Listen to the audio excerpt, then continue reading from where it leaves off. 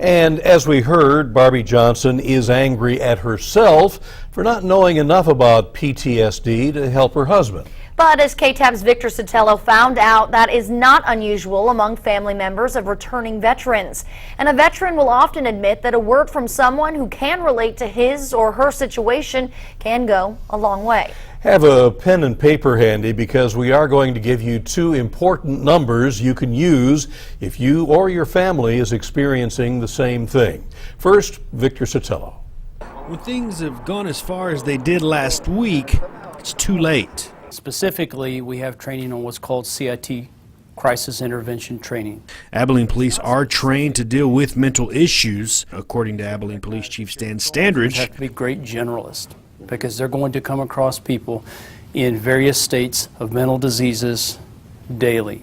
And the reality of it is when these things start to overcome you, it's difficult to go to someone and go, hey, I need help. But according to Glen McGraw, who is a member of the Military Veteran Peer Network Abilene chapter, situations like what happened last week can most of the time be avoided. We've all been to Iraq or Afghanistan. A veteran himself, McGraw says it helps when someone who has returned home from combat can talk to someone they can relate to, because sometimes it's the camaraderie that is missing when veterans return home. And that's the big thing we do with the Military Veteran Peer Network. We build up trust relationships. We earn the right to be with each other and speak to each other.